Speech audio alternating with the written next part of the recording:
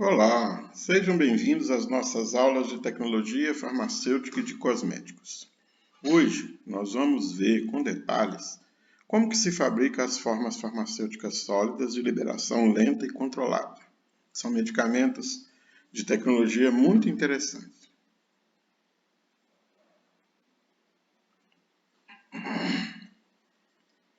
Bem, liberação prolongada é quando você pega um medicamento sólido, você tem um medicamento sólido, e altera essa velocidade de solução, né? Então, o que determina a absorção de um fármaco num comprimido, numa forma sólida, seria controlar a velocidade de solução. Aí você vai fazer um tempo de liberação alongado e você vai prolongar o efeito. Uma outra forma de fazer isso é ter liberação controlada. É uma forma farmacêutica que você controla os tempos de liberação dela, né? Então você prepara um medicamento e desintegra ele, leva ele a desintegrar no tempo e no local desejado, né? Diferente da forma anterior. Da forma anterior você só apenas retarda. E aqui, na forma controlada, você controla. De qualquer maneira, esses dois medicamentos eles vão facilitar a autoadministração por parte do paciente, que ele vai precisar de tomar poucas doses por dia. Para o médico e para o paciente vai dar uma infusão controlada, ou seja, a concentração absorvida ela vai ser constante durante um tempo, e isso vai melhorar a adesão do paciente ao tratamento. Bom, as vantagens, então, né, já coloquei por aí afora. Reduz as flutuações entre uma dose e outra, a concentração plasmática ela não varia tanto. Você reduz a frequência de doses, ao invés do paciente tomar 2, 3, 4 comprimidos por dia, pode ser que ele tome um só. É mais conveniente, o paciente vai cooperar com o tratamento, reduz a extensão dos efeitos adversos, né? Tem gente que tem dificuldade de entender isso aqui, porque na verdade quando você toma uma dose mais elevada, você faz a concentração plasmática ir lá no alto. E isso pode intensificar efeitos adversos. Quando você dá um comprimido que vai liberando de maneira mais lenta, você controla a intensidade desses efeitos. Não vai minimizar e nem desaparecer com eles, vai simplesmente controlar a intensidade. E, a longo prazo, você tem economia de custo, porque ao invés de você comprar, vamos supor que um medicamento é tomado de 8 horas, 3 caixas de 30, né, para atender o mês inteiro, você vai dar uma caixa de 30. Então, a longo prazo, isso acaba minimizando os custos do cliente, da prefeitura, né, e de todo mundo que está custeando esse tratamento. Bom, aqui a gente mostra os dois exemplos, né, de medicamento de liberação lenta e controlada que você pode fazer. Então, no primeiro gráfico, vamos acompanhar.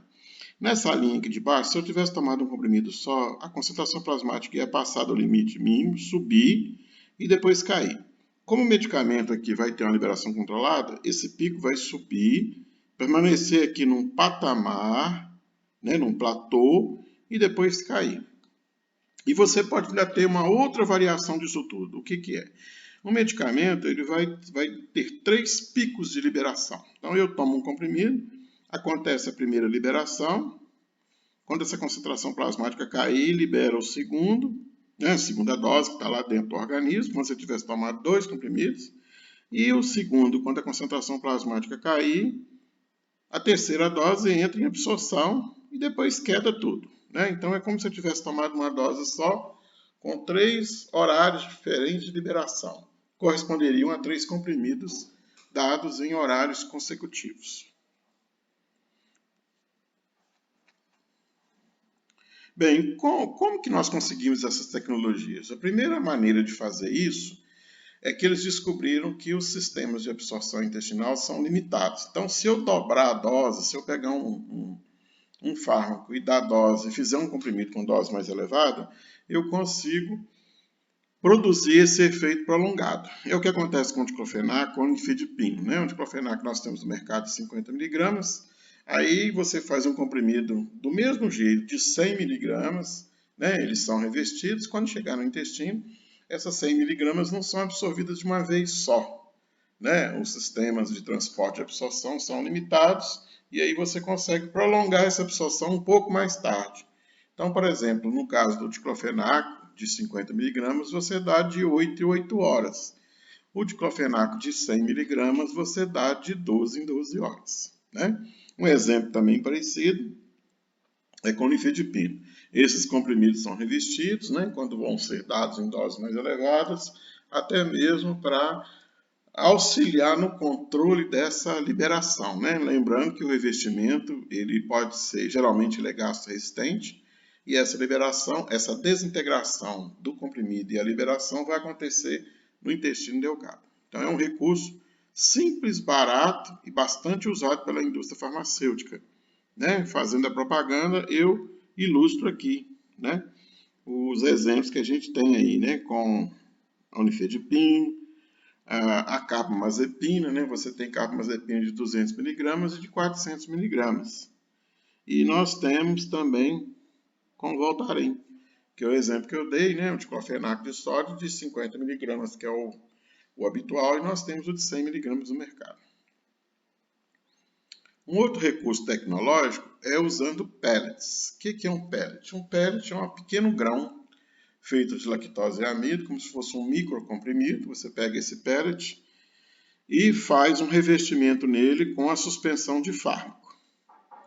Né? Depois você pode fazer um revestimento com um polímero, uma resina.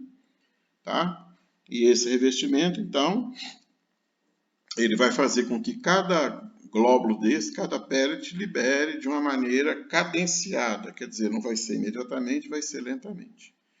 Aí depois você pega esses pellets, né?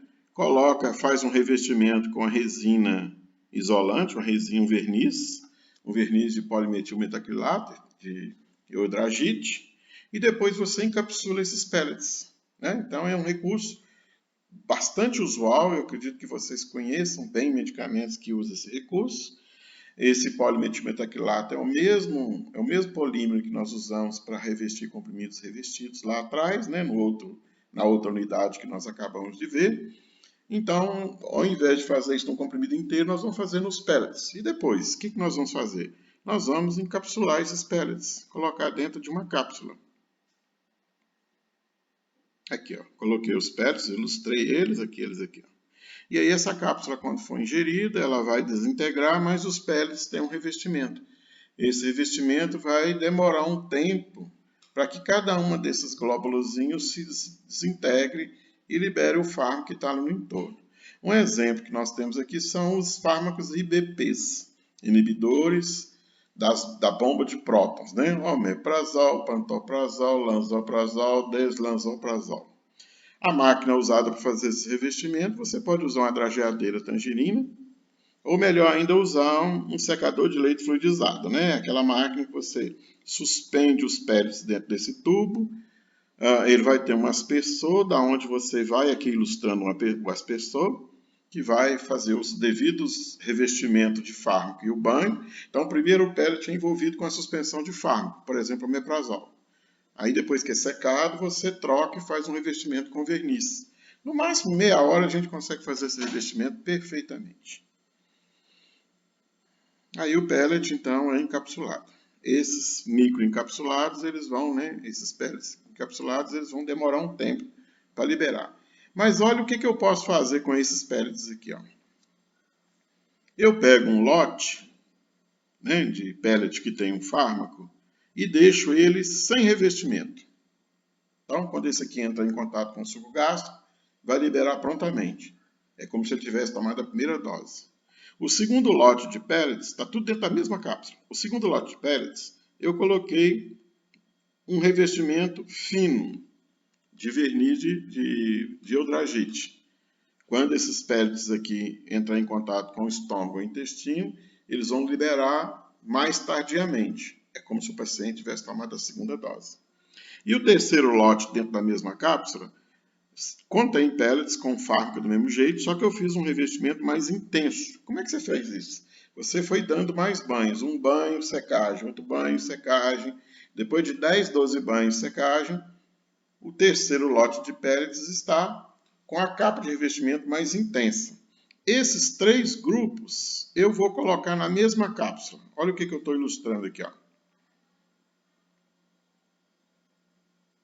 Eu colori com cores diferentes para vocês perceberem. Imagina que o cinza é aquele grupo de pellets que eu só botei fármaco nele e não fiz nenhum revestimento.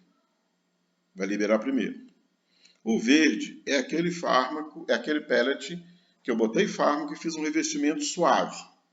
Vai liberar secundariamente. O amarelinho é aquele pellet que eu fiz um banho mais intenso nele. Fiz mais banhos intensos.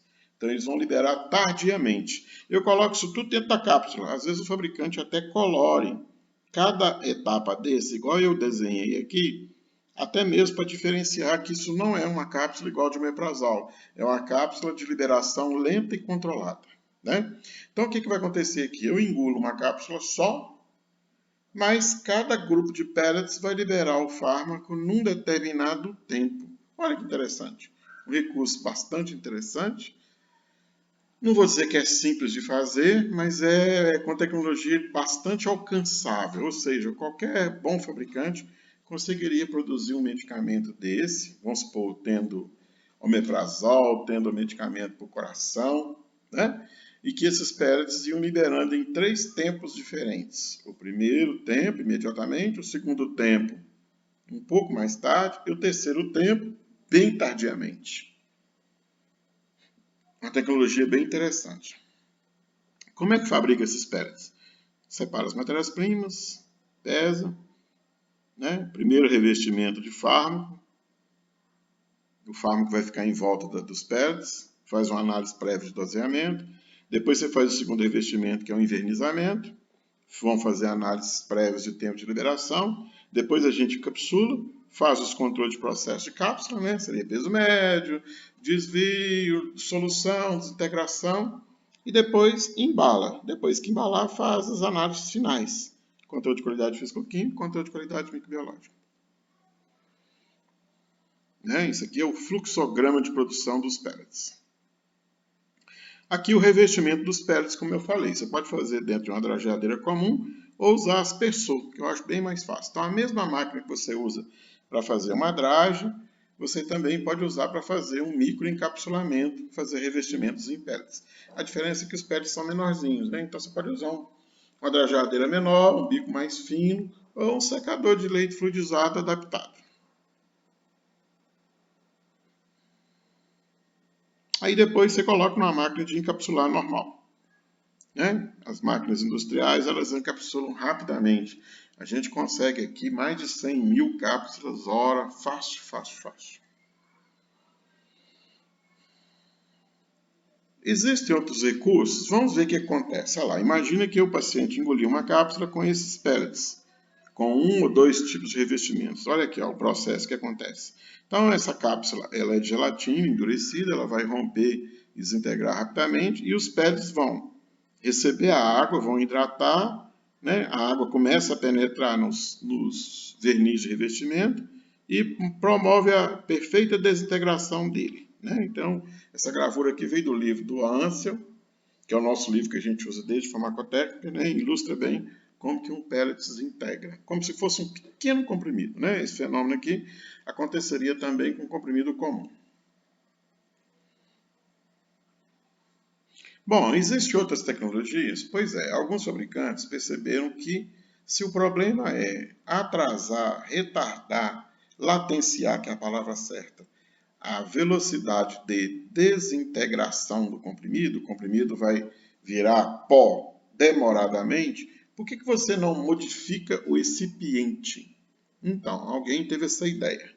Pegou a partícula do fármaco aqui em cima, então esse do meio são partículas de fármaco, e envolveu ela com gelatina e pó de acácia. Você fez um aglutinante que misturou gelatina, pó de acácia, a acácia é uma planta, né? E vai deixar esse microencapsulado, esse glóbulozão aqui, com certa dificuldade de poder desintegrar. Você põe isso aqui dentro de uma cápsula, o paciente engole, e esse microencapsulado ele vai demorar um tempo para desintegrar e liberar o fármaco lá dentro. Outro recurso que você pode fazer é envolver a partícula do fármaco com óleo mineral, né, com a mistura de óleo mineral e fármaco. Então você pega o fármaco, molha ele com óleo mineral, né, granula, ou passa num tamiz fino e seca. Então o que vai acontecer? O óleo mineral vai envolver a partícula do fármaco, O óleo mineral é muito hidrofóbico, né? Quando ele chegar dentro do estômago do paciente, ele vai dificultar a dissolução perfeita desse fármaco. E aí você pode colocar isso aqui dentro de uma cápsula e o paciente engolir, né? A cápsula vai ficar molhada de óleo. A gente aplica o óleo mineral com o fármaco e seca ele na estufa para ele aderir à superfície da partícula do fármaco. Então, esses recursos aqui que você pode fazer com granulado ou com pellet é também uma tecnologia fácil de produzir. Pensando nessa história de mexer como recipiente, a indústria encheu o mercado de medicamentos, de comprimidos de liberação lenta. Então, nós temos um monte no mercado. Às vezes, a gente pega a caixinha de um deles, né, um cartucho, e nem percebe que ele foi latenciado. A palavra correta é isso. Latenciar é atrasar a velocidade de solução, seja por qualquer um dos recursos, né, que a gente está vendo. Vocês estão vendo que existe muita tecnologia. Algumas, assim, bem legais, muito engenhosas, e outras até mais simples, né? Coisa bem simples é mexer no recipiente. Então, agora nós vamos falar muito do recipiente. Olha o que você pode fazer. Se eu colocar plástico no recipiente, né? O que é o recipiente do comprimido? Amido, lactose, às vezes um estearato de magnésio para lubrificar, um pouco de talco, fármaco, aglutinante pelo processo de granulação via úmida. O que você faz? No meio disso aí, você bota plástico. Pó de plástico moído. Que isso? É verdade, né? Você pode pegar alguns polímeros que a gente usa aí na indústria de plástico. Claro que vai ser um polímero virgem, né? Que não foi reutilizado. E coloca no meio do recipiente. Quando esse recipiente, esse comprimido for feito e entrar em contato com o suco gástrico, esse plástico vai dificultar a velocidade, a dissolução do comprimido. Então, vai elevar a velocidade de dissolução. Então, aqui hoje nós já temos, né, recipientes à base de lipídios, recipientes à base de celulose. Eu botei aqui exemplo, um recipiente chama Sumit, ele já vem pronto para fazer isso. Ou você pode adicionar, né, esse tipo de recipiente em cápsulas, comprimidos simples. Então, você faz uma mistura de pó, encapsula, contendo um recipiente desse tipo, ou pode fazer um comprimido simples ou um comprimido de múltiplas camadas. Às vezes a primeira libera rápido, a segunda libera depois, a terceira depois, né? Ficaria assim parecido com a coristina D. Só que a coristina D, o propósito de separar lipocamadas não é latenciar a absorção, é simplesmente separar os fármacos e ficar estético, né? O fabricante não quis usar aquele recurso para poder latenciar. A gente pode colocar, como eu falei, continuando, botar plástico, né? Então você pega o fármaco, faz um recipiente, amido, lactose, talco, estearato de magnésio, e bota resina plástica nele. Quais são as resinas que eu posso usar? O polietileno, que é esse plástico mais macio que a gente usa para fazer sacola, né, de chup-chup. Posso colocar o acetato de vinila, que é um plástico que a gente usa também para fazer cola branca, para fazer tinta, né? Esses plásticos já foram testados, são inócuos. E posso colocar no recipiente polimetilmetacrilato. Então, polimetilmetacrilato serve para fazer verniz e ele em pó você põe no recipiente porque ele vai dificultar a desintegração do comprimido, né? E aí, então, esses recursos podem ser usados, não são caríssimos, são baratos, tecnologias fáceis, e que a indústria farmacêutica tem usado para colocar em comprimidos de anti-inflamatórios, alguns antibióticos e daí por diante. Um outro recurso mais engenhoso. Ao invés do plástico estar só misturado no recipiente, você vai comprar o fármaco ligado quimicamente com o plástico. Olha que engenhoso. Você pega o fármaco, a molécula, liga quimicamente com o plástico, uma resina. Aí, quando chegar no estômago ou no intestino, as enzimas e o meio, né, o pH, vai fazer a ruptura dessa ligação. E aí o fármaco vai liberar devagar, né? Tudo aí vai ter uma cinética, uma velocidade, e aí você consegue controlar essa velocidade de liberação. Então, olha que interessante, eu comprei um fármaco, né, e ele veio ligado com a resina trocadora de íons. Quando o fármaco é catiônico, é positivo, né, eu vou comprar resinato do fármaco, o fármaco ligado na resina. Quando chegar no estômago, lá tem HCl. Aí o HCl reage, libera a resina, que não é absorvida, vai embora para o intestino, e libera o cloridrato do fármaco. e aí ele é absorvido. Só que essa reação ela tem uma velocidade, ela não é rápida, ela depende da reação acontecer, né? Aquela história da química lá de velocidade de reação. Essa velocidade de reação, então, vai controlar a absorção do fármaco. Se o fármaco for aniônico, for negativo, eu vou comprar o sal dele ligado à resina, né? Aí, quando chegar no estômago, ele vai reagir com o HCl gástrico, vai liberar o cloreto de resina e vai liberar o fármaco ácido livre, que vai estar pronto para absorver. Mesma coisa. A velocidade dessa quebra vai limitar a absorção do fármaco naquele comprimido. Né? Esse recurso aqui é um recurso mais sofisticado. Agora, quando o fármaco está ligado quimicamente a uma resina trocadora de íons, e, por exemplo, é um comprimido de absorção intestinal, são aqueles comprimidos entéricos. Então, o que vai acontecer? A resina, né? O fármaco, se ele for catiônico, eu vou comprar o resinato do fármaco, vai chegar lá no intestino, vai reagir com cloreto de sódio e liberar um sal de sódio da resina e o fármaco na forma de cloridrato. Aí ele vai absorver no intestino. E se esse fármaco for aniônico, negativo, eu vou comprar o sal da resina. Quando chegar no intestino, ele vai reagir com cloreto de sódio, vai liberar o cloreto da resina e um sal de sódio contendo o fármaco ligado. Aí o fármaco vai absorver no intestino, né? Então, é um recurso bastante sofisticado esse recurso da resina, mas depende de comprar o fármaco modificado quimicamente, mas é um processo que consegue garantir tranquilamente horas de liberação de um comprimido tendo um determinado fármaco, seja no estômago, seja no intestino. É um recurso mais sofisticado que a gente vê no Brasil pouca aplicação dele, né? A indústria não explorou muito bem isso aqui. Bem, os comprimidos de liberação lenta, todos eles têm um fluxograma de fabricação, igual a um comprimido normal ou revestido. Mesma coisa, o que muda são as etapas no meio do caminho, né? Então, eles vão cumprir os mesmos requisitos de qualidade, análises prévias, controle de processo, análises finais, tudo mais. O que muda é a forma de avaliar e algumas operações unitárias que a gente vai colocar no meio do caminho para produzir essas formas de liberação lenta e controlada. Então aqui a gente vai ilustrar de vez em quando um fluxograma desse. Bem, uma outra coisa assim que é muito engenhosa é a bomba osmótica, né? A bomba osmótica parece um comprimido, mas na verdade só pelo formato. Ele é um medicamento modificado, né, que dois fabricantes europeus, a Alza Chemistra e a Bayer, né, inovou e trouxe isso no mercado. Eu vou fazer propaganda, mas ele está presente nos comprimidos, entre aspas, né, do Adalat Oros. Então nós temos a Adalat comum, a Adalat Retard, que é o recurso de dobrar a dose, e a gente tem o Adalat cápsula sublingual, para ser colocado debaixo da língua, absorção rápida, e temos o Adalat Oros, né? O recurso Oros é porque essa palavra Oros vem de bomba osmótica. Então veja bem o que acontece. O comprimido, ele é feito com fármaco e uma resina lá dentro. Então lá dentro ele tem duas camadas. Tem uma camada com fármaco e tem uma camada com resina. Só que essa resina, ela, quando entra água no comprimido, essa resina incha e empurra o fármaco para sair de lá de dentro. Só que o comprimido ele é todo revestido e o fármaco não encontra caminho, mas o comprimido tem um furinho.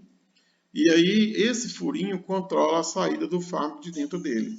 Só que esse processo demora, é lento. Então veja bem, eu tenho um comprimido, quando o paciente engole, a água penetra nele, aumenta a pressão interna e faz o fármaco sair por esse buraquinho, né? Eu não vou projetar o vídeo aqui, porque o sistema não vai gravar junto, mas eu vou colocar anexo a essa aula os links de vídeos para vocês verem o processo acontecer, igual eu mostrei naquela aula de videoconferência, né?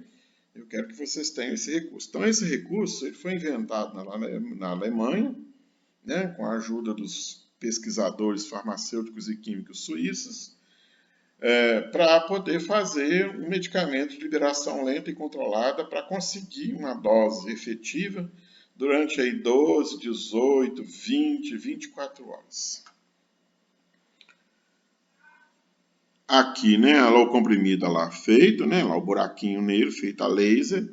Então aqui um comprimido tem esse formato, lá dentro tem uma camada de fármaco, uma dose bem grande, né, de fenilfenidipino, no caso aqui da propaganda que eu estou fazendo, e embaixo tem uma resina trocadora. Então, quando a água passa a parede do comprimidinho e encharca a resina vai entumecendo, aumentando de volume e empurrando a camada contendo o fármaco. Só que o fármaco só tem um buraco para sair. Aí ele vai saindo num jato contínuo, então ele começa a liberar praticamente imediatamente, só que ele é liberado lentamente no decorrer de um tempo, né? E isso pode demorar um bom tempo para terminar de acontecer. Vai andando dentro do intestino e vai liberando aos poucos para que o intestino possa absorver. Aqui eu não vou projetar o vídeo, aqui o processo acontecendo, olha lá. Então a água entrou, entumeceu o conteúdo interno e vamos ilustrar que essas bolinhas marronzinhas são fármacos. Mas o fármaco não tem por onde sair, né? Ele vai sair pelo buraquinho. Por que chama bomba osmótica? Primeiro que a água tem que entrar por osmose. Segundo que a resina que empurra o fármaco lá de dentro é uma resina osmótica também, ou seja, quando a água entra, a pressão osmótica aumenta e expulsa tudo que está lá dentro. Então, vou fazer uma analogia. Se eu pegar a hemácia humana, né, os glóbulos vermelhos humanos, colocar em solução salina, cloreto de sódio 0,9%, as hemácias ficam inteirinhas. Né? Hematologia clínica que vocês aprenderam com o professor Michel. Mas se eu colocar água nas hemácias, elas rompem imediatamente. Por quê? Porque a pressão osmótica da água é muito menor do que está dentro das hemácias. Então a água entra pela membrana, encharca a hemácia, né? Ela tem aquele formato achatado, rapidamente ela fica globular, ela fica na forma de esfera, e a água vai entrando e estoura ela rompe. Né? Você fez a hemólise, a quebra das hemácias. Então, aqui não acontece isso, por quê? Porque a capa aqui em volta do comprimido, ela é feita de plástico. Então, na verdade, o cliente vai engolir esse comprimido do jeito que está aqui e vai eliminar como ele entrou. A diferença é que o fármaco contido aí dentro da bomba vai sair. Né? Então, aqui a gente mostra só o detalhe da máquina laser que vai fazer isso funcionar. Eu não vou ativar o vídeo aqui porque a gravação não vai operar, né? Mas eu vou anexar o vídeo para vocês verem. Tá? E aqui a gente mostra, né, só em GIF uma parte da bomba osmótica acontecendo. Né? Então aqui vai mostrar o comprimido, né, inteiro, ele tem um revestimento, a água entra, entumece ele, mas ele é todo encapado com plástico, aí expulsa o fármaco por um orifício bem fininho feito a laser, como se fosse uma pontinha de agulha, em uma das suas superfícies. E aí o fármaco vai ser liberado lentamente. Aqui o fluxograma de fabricação desse tipo de bomba osmótica, né? Então as matérias-primas do almoxarifado são separadas e pesadas. Aí se faz a homogeneização do recipiente a seco, manda para o controle de qualidade para fazer as análises prévias, passa por granulação por via seca ou úmida, né? Dependente do produto, faz a lubrificação a seco, leva para a compressão e faz os controles de processo. Então é feito como se fosse um comprimido mesmo. Depois emblista, controle de processo da embalagem e depois embala, análises finais, né? Pelos controles físico-químico e microbiológico normais, como a gente já está aí repetindo e falando disso há um tempo.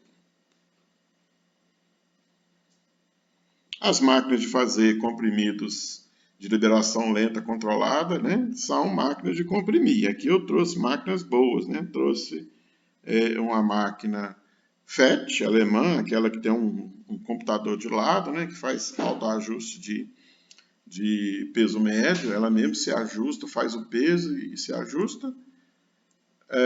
E aqui, né, uma máquina Killian inglesa, né, de alto rendimento também. Aqui os equipamentos de revestimento que a gente já mostrou para trás, né? Então, a grande maioria dos comprimidos de liberação lenta e controlada são revestidos. Então, a bomba osmótica também, ela é revestida.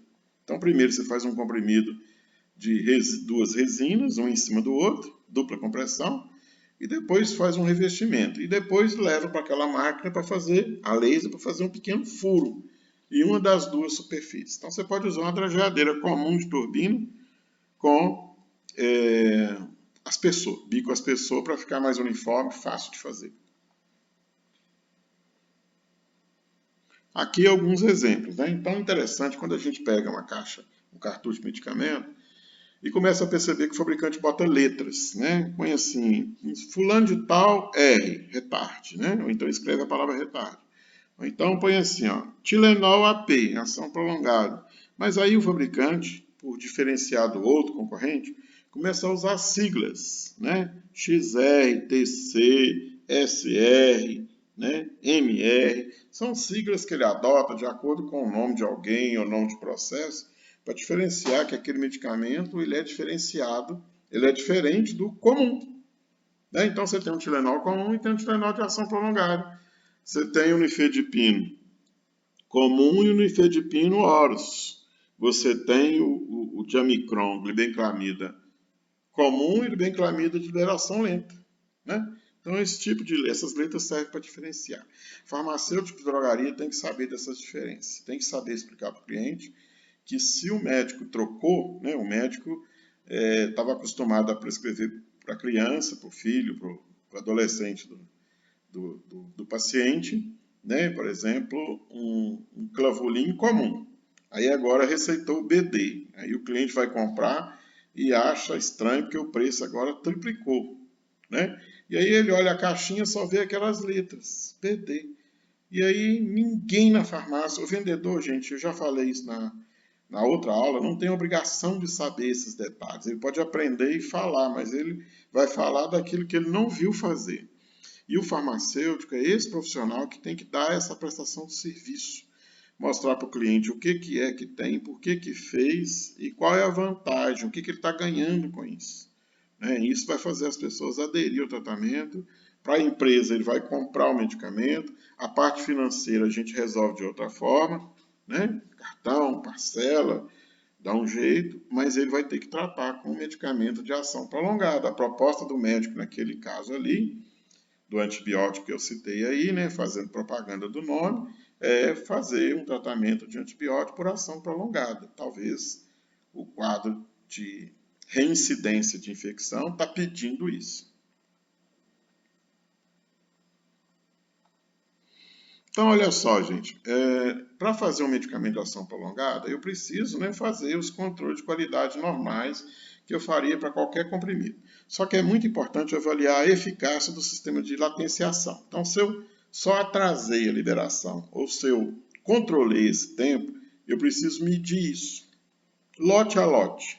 Né? Faça essa medição quando eu vou registrar, faça essa medição quando eu vou padronizar as metodologias, né, que a gente chama isso de validar, e faça essa avaliação a cada lote que eu fabrico. Essa é a grande dificuldade de alguns fabricantes. Então eu preciso medir mesmo, de verdade, que o fármaco está tendo aqui, igual ao meu gráfico, 3 picos de liberação. Vamos supor que esse pico aqui é com 8 horas, o segundo pico foi com 16 horas e o terceiro pico foi com 24 horas. Então, eu vou ter que pegar meu comprimido, botar num dissolutor, coletar a amostra e demonstrar que esses picos vão acontecer nesses 3 tempos. Não é fácil, né? Mas é bem legal. Então, o que eu uso? Eu vou usar um dissolutor de comprimidos, normal, que a gente está cansado de ver, e vou usar desintegrador. O desintegrador é mais visual. Vamos supor que o meu comprimido de liberação lenta, os meus pellets, né, eles só são retardados, eles vão demorar a liberar, então visualmente eu vou ver isso acontecer.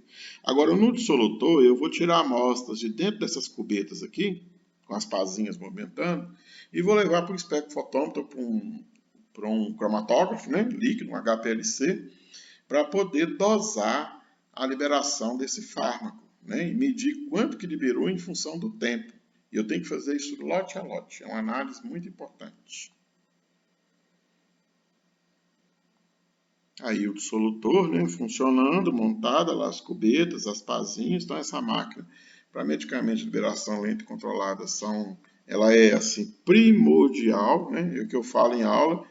Vocês podem galgar um lugar melhor na profissão farmacêutica, trabalhando na indústria, né? Inclusive na área de controle de qualidade físico-química. É uma atividade que a indústria sempre está procurando profissionais, né? Igual agora na pandemia, a indústria farmacêutica não parou, ela está a todo vapor e remunera bem, né? Eu acho que a gente, quando forma no curso superior, a gente tem sonhos, almeja coisas, e eu não canso de botar essa pilha em vocês, né? Eu fui esse farmacêutico que estudava e sonhava. Eu não quero pouco, eu quero um pouco mais para a minha vida profissional. Não é nem questão só de ganhar dinheiro, é sentir útil, né? Mais útil de fazer alguma coisa mais legal na profissão. Bom, cada um curte, né, a sua área.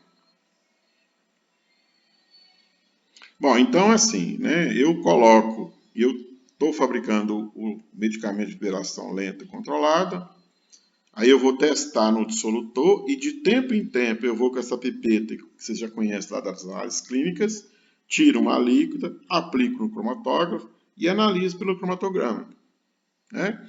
Então, eu vou medindo isso até terminar toda a liberação do fármaco, para ver que altura vão acontecer os picos de liberação.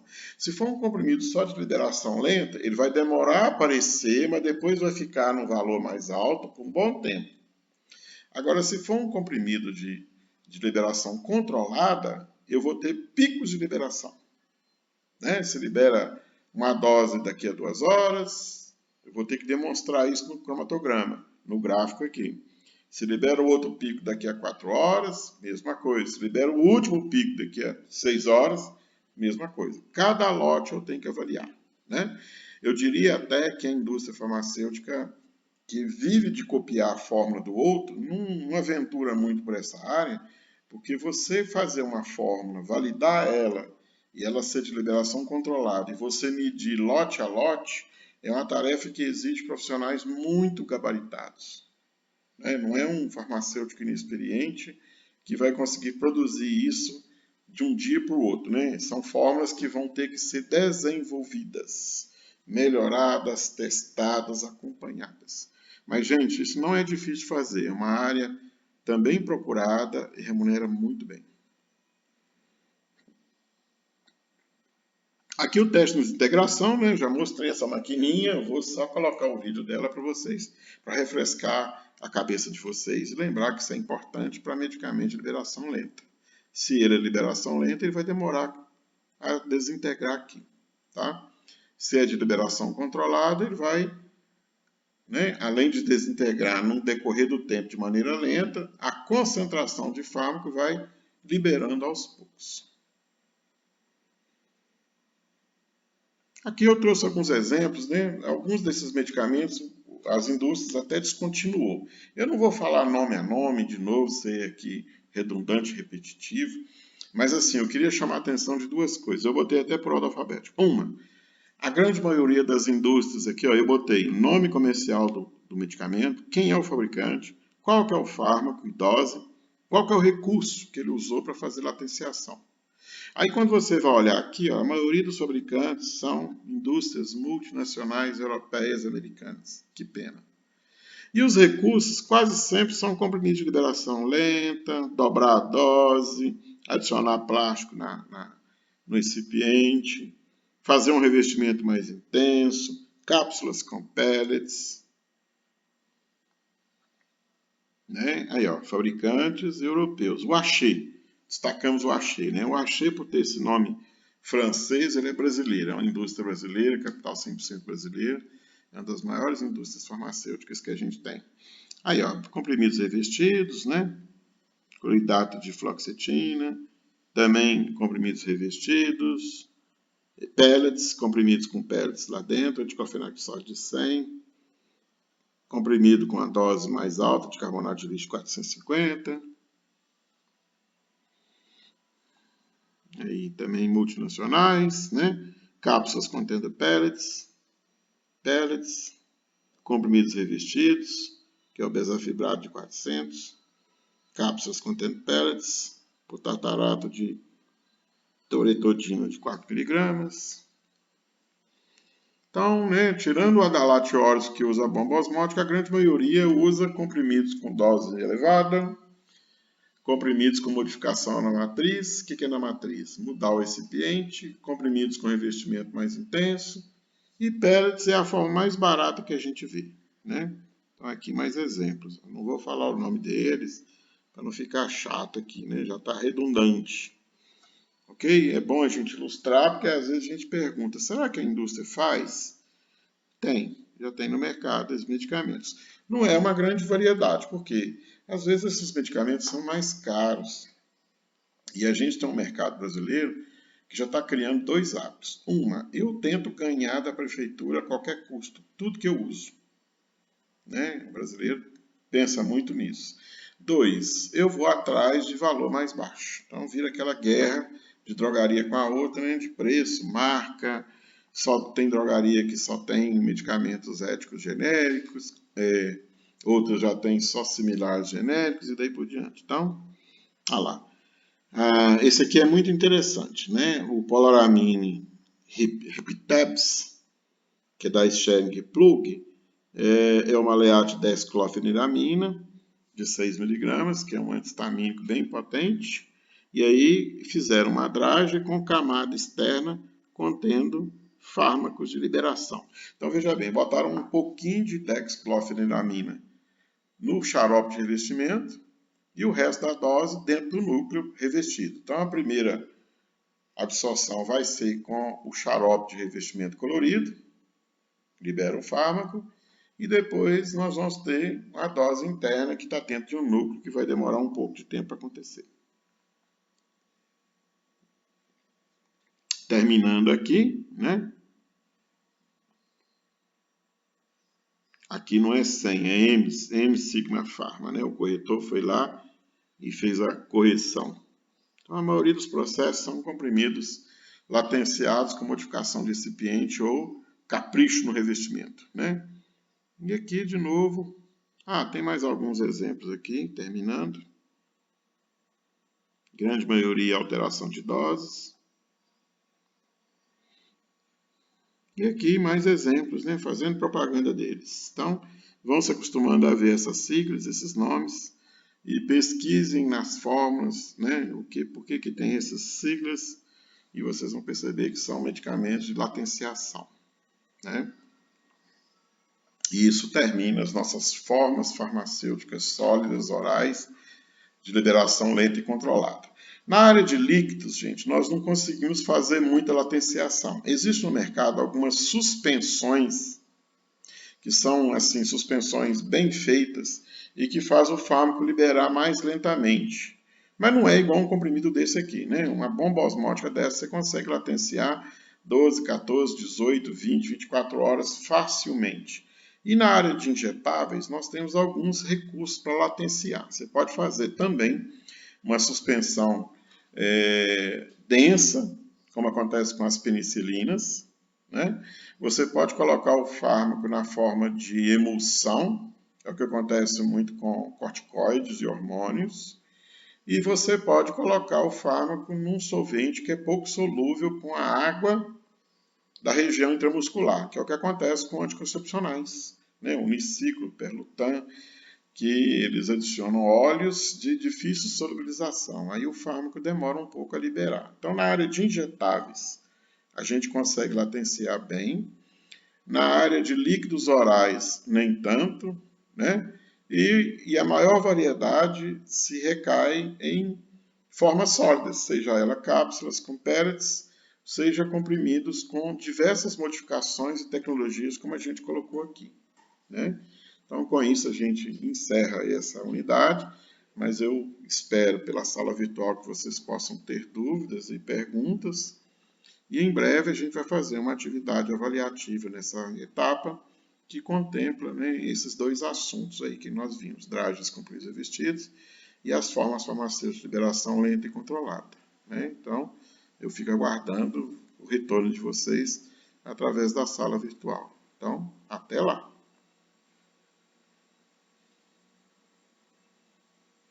mais exemplos aqui, fechando o nosso conteúdo, né? Então, o mercado explora bem. Se você observar, a grande maioria são medicamentos para doenças crônicas, que eu acho que é uma proposta interessante da TNCA, a liberação exatamente para controlar por mais tempo doenças crônicas.